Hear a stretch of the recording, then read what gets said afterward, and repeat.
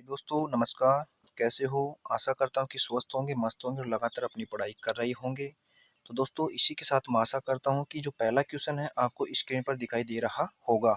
तो देखिए दोस्तों, आप जो है क्वेश्चंस को पहले आसान भाषा में पढ़ने की कोशिश करें और माइंड में जो है इसका कॉन्सेप्ट जो है उसको समझने की कोशिश करें।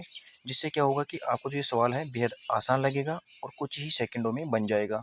तो देखिए दोस्तों, इसी के साथ जो है मैं आपको इस क्वेश्चंस को पढ़ा दे रहा हूँ। आप जो है मेरे साथ-साथ जो है माइंड में इस क्वेश्चन को पढ़ें और इसका जो कॉन्सेप्ट है उसको समझने की कोशिश करें, और जब मैं समझाऊँ तो आप बिल्कुल आसान भाषा में समझ पाएँ और विद इन सेकंड में इसका आंसर निकाल सकें। तो देखिए दोस्तों, क्वेश्चन क्या कह रहा है, मैं इसको पहले पढ़ देता हूँ कि ए तथा बी ने व्यापार प्रारंभ करने के लिए क्रमशः 3500 रुपये तथा 2500 रुपये लगाए।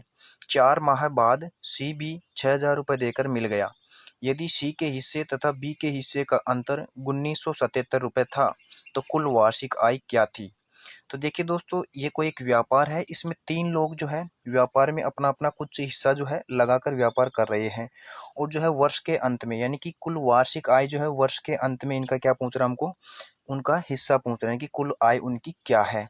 तो देखिए दोस्तों, इसी के साथ जो है हम क्वेश्चंस को हल कर रहे हैं। तो देखिए, एक बार क्वेश्चंस को हल करने से पहले इस प्रश्न को जो मैं है आपको एक बार फिर से पढ़ा देता हूँ, ताकि आपके माइंड में ये क्वेश्चंस जो है अच्छे से बैठ सके और इसका जो कॉन्सेप्ट है उसको आप समझने की कोशिश बिल्कुल अच्छे से कर सके। तो इसी के साथ मैं जो इस क्वेश्चन को पहले एक बार दोबारा फिर से पढ़ा देता हूँ। तो देखिए क्वेश्चन क्या कह रहा है कि ए तथा बी ने व्यापार प्रारंभ करने के लिए क्रमशः 3500 रुपये तथा 2500 रुपये लगाए। 4 महीने बाद सी बी 6000 रुपये देकर मिल गया। यदि सी के हिस्से तथा बी के हिस्से का अंतर जो है 1977 रुपये था, तो कुल वार्षिक आय क्या थी? तो इस प्रकार ये व्यापार कर रहे हैं, तो फिर जो कुल वार्षिक आय पूछा है वर्ष के अंत में, वो हमको पूछना चाह रहा है कि कुल आय थी क्या? तो देखिए दोस्तों, इसी के साथ हम प्रश्न को हल करने की कोशिश करते हैं। तो देखिए, तो आशा करता हूँ कि आपने प्रश्न पढ़ लिया होगा और समझने की कोशिश भी की होगी। अगर आपने प्रश्न को पढ़ लिया है तो अब इधर से उधर देखने की बिल्कुल भी ज़रूरत नहीं है। अब आपका सारा माइंड और सारा फोकस सिर्फ समझने के ऊपर ही होना चाहिए। तो देखिए दोस्तों, हम क्वेश्चन को समझने की कोशिश करते हैं। तो देखिए क्वेश्चन कहना क्या चाह रहा है, क्वेश्चन ये कहना चाह रहा है दोस्तों कि 3 नाम के व्यक्ति है। कौन-कौन व्यक्ति है? एक तो ए नाम का व्यक्ति है और एक बी नाम का व्यक्ति दे रखा है और एक सी नाम का व्यक्ति है। भाई 3 ही तो व्यक्ति है। अब क्वेश्चन ये कह रहा है दोस्तों, हमको क्या कह रहा है क्वेश्चन की भी, ए ने जो है व्यापार में 3500 रुपये लगाकर शुरू करता है और बी जो है 2500 रुपये व्यापार में लगाकर शुरू करता है, और जो सी है वो 6000 रुपये लगाकर व्यापार को शुरू करता है। लेकिन सी के बारे में हमको एक कंडीशन दिया गया है, और कंडीशन है क्या दोस्तों कि जो सी 6000 रुपये लगाता है ये 4 महीने के बाद लगाता है। तो इस बात से आप ये समझ पा रहे होंगे कि सी जो 6000 रुपये है 4 महीने बाद लगा रहा है, तो इसका मतलब 8 महीने के लिए लगा रहा है, क्योंकि व्यापार हमेशा 12 महीने के ऊपर ही देखा जाता है। लाभ जो हानि होती है, जो भी प्रॉफिट होता है, लॉस होता है, लाभ या हानि होती है, तो 12 महीने के ऊपर ही होता है व्यापार में। और क्वेश्चंस भी आप अंत में क्वेश्चंस को पढ़िए, तो क्वेश्चंस में ये पूछ रहा है तो कुल वार्षिक आय क्या थी, यानी कि इसका मतलब है कि 12 महीने के बाद की हमको आय पूछ रहा है। तो क्वेश्चंस में क्या दिया था कि सी ने जो ये 6000 रुपये लगाए हैं ये 4 महीने बाद लगाए हैं, तो 12 महीने में से 4 महीने तो गुजर गए। इसका मतलब ये है कि ए ने जो है 3500 रुपये व्यापार लगाकर शुरू किया था और बी ने जो 2500 रुपये व्यापार में लगाकर शुरू किया था, तो इसका मतलब ए ने 3500 रुपये लगाकर 4 महीने तक व्यापार किया होगा और बी ने भी जो है व्यापार में 2500 रुपये लगाकर 4 महीने तक व्यापार किया होगा। इसके बाद में सी आया है और उसने जो 6000 रुपये है ये लगाया है, तो इसका मतलब ये है कि जब सी ने 6000 रुपये 4 महीने बाद लगाया है, तो 12 महीने इसमें 4 महीने तो गुजर गए, जिनमें 4 महीने तक किसने काम किया, ए और बी ने। अब सी जो है 8 महीने के लिए तो काम करेगा आगे 12 महीने में, बिल्कुल। तो इस बात को आप यहाँ तक बिल्कुल समझ गए होंगे। अगर इस बात को समझ गए तो अब इधर देख लीजिए, भाई बी ने तो 12 महीने के लिए लगाया और ए ने भी 12 महीने के लिए लगाया। इसी ने तो 4 महीने बाद आकर लगाया, तो इसने 8 महीने के लिए लगा दिया। अब इतना लगा दिया तो आप इनको कटा लो, जितना छोटा हो सकता है उतना छोटा कर लो। इससे क्या होगा कि आपका आंसर जो है विद इन सेकंड में ही निकल जाएगा, और हमको चाहिए भी क्या, विद इन सेकंड में आंसर चाहिए।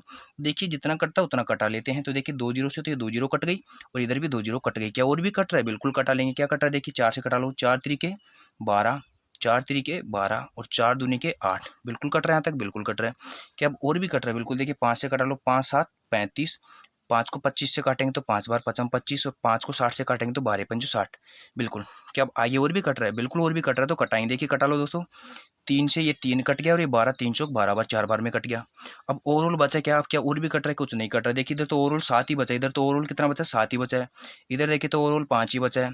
इधर देखिए तो ओवरऑल देखिए इस गुने के इधर में क्या बच रहा है? 4। ये 4 जो इधर बच रहा है, क्योंकि 6000 को छोटा किया था तो 12 आया था, 12 को छोटा किया तो 4 आया, यानी कि 4 जो है कौन सी जगह की वैल्यू यानी कि गुने की इधर की है, तो इधर इधर गुने की इधर कितना दोस्तों 4 और गुने की इधर क्या बचा दोस्तों 2। तो देखिए इधर तो ओवरऑल कितना बचा 4 दूनी के 8, यानी कि इधर ओवरऑल क्या बचा है 8 बचा है। तो देखिए सी का हिस्सा कितना बचा 8, बी का हिस्सा कितना बचा 5, ए का हिस्सा क्या बचा 7। तो इस प्रकार हम देख पा रहे हैं कि इन्होंने जो है 12 महीने के लिए कितने कितने रुपए लगाए, रेशो में जब काट लिया तो कितने कितने रुपए निकल कर आए। ए ने 7 रुपए लगाए, बी ने 5 रुपए लगाए और सी ने 8 रुपए लगाए। तो हमें देख ले कि इन सबको जोड़ दे तो हमारे को इनका टोटल जो मान पता पड़ जाए कि रेशो में कितना लगा दिया टोटल। तो देखिए 7 और 5 कितना हो गया 12, 12 और 8 कितना हो गया दोस्तों 20। तो टोटल इन्होंने 12 महीने के लिए कितने रुपए लगा दिए 20 रेशो में। हमने रेशो में तो लिया, रेशो से क्या होता है कि आसान हो जाता है क्वेश्चन। तो देखिए इसका रेशो कितना था 7, बी का रेशो 5 और सी का रेशो 8। तो जब इनका टोटल तीनों को जोड़ देते हैं तो साल में कितना रुपए लगा दिया रेशियो के हिसाब से 20 रुपए लगा दिए। अब क्वेश्चन हमको पहुंचना क्या था वो देख लेते हैं। यदि सी के हिस्से तथा बी के हिस्से का अंतर 1977 रुपए था तो कुल वार्षिक आय क्या थी। तो मेरे को ये बताओ कि जो बी के रुपए में इससे कितने आ रहे हैं 5 और सी के हिस्से में कितने रुपए 8 आ रहे हैं, तो इन दोनों के बीच का अंतर क्या है।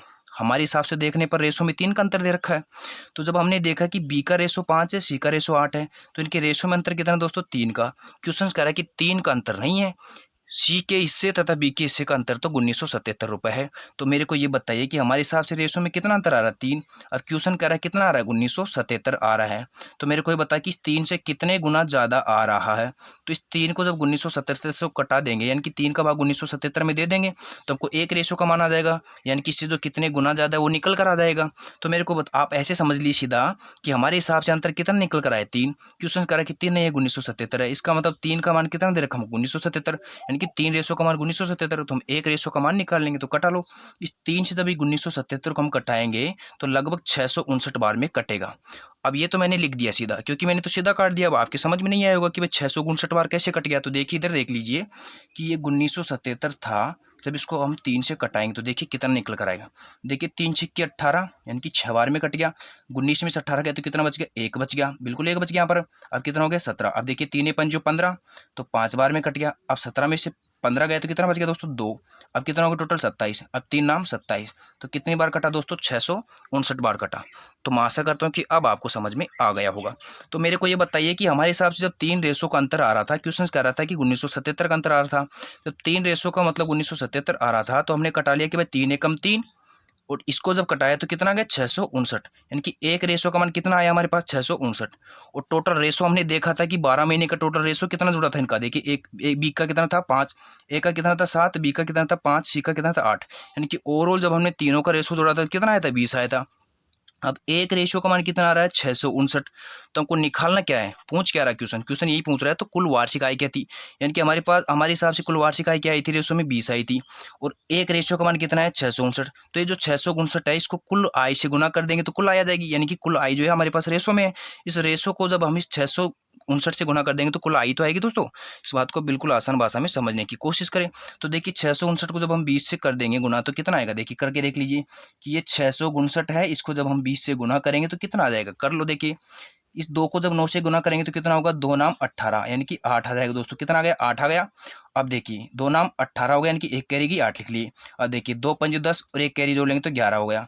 फिर से एक कैरी गई। अब देखिए 2 छिक्की 12, एक कैरी गई तो इसको जोड़ लेंगे तो 2 छिक्की 12 एक 13 हो गया दोस्तों। और ये जीरो इसको ऐसे कैसे लिख लेंगे तो कितना निकल कर आया ओवरऑल 13,180 निकल कर आया। तो कुल वार्षिक आय क्या थी जब तीनों ने व्यापार शुरू किया। तो देखे कि अंत में देखा कि कुल वार्षिक आय क्या थी तो कितनी निकल कर आई दोस्तों 13,180। तो देखिए किस ऑप्शन में देखने को मिल रहा है दोस्तों 13,180 ई ऑप्शन में देखने को मिल रहा है। तो दोस्तों इसी के साथ मैं आशा करता हूँ कि आपको जो ये क्वेश्चन है बिल्कुल सरल भाषा में समझ में आ गया होगा और मैंने जो है बिल्कुल धीरे धीरे समझाने की कोशिश की है, बिल्कुल फास्ट आपको समझाने की कोशिश नहीं की है, ताकि आपको समझ में आए और पॉइंट टू पॉइंट जो आप समझ पाए और इसका जो कॉन्सेप्ट है वो क्या है आपके दिमाग में बैठ सके और मैं कॉन्सेप्ट के हिसाब से आपको समझाने की कोशिश कर रहा हूँ दोस्तों। तो देखिए दोस्तों आशा करता हूँ कि आपको जो ये प्रश्न है बिल्कुल अच्छे से समझ में आया होगा।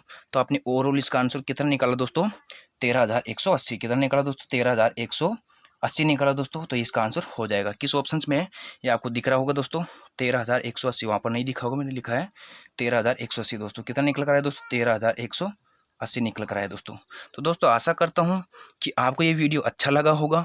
अगर वीडियो अच्छा लगा है, पर्सन की लैंग्वेज आपको समझ में आई है, मेरा समझाने का तरीका आपको अच्छा लगा है, शानदार लगा है, तो आप इस वीडियो को ज़्यादा से ज़्यादा शेयर करें, लाइक करें और सब्सक्राइब करना बिल्कुल भी ना भूलें।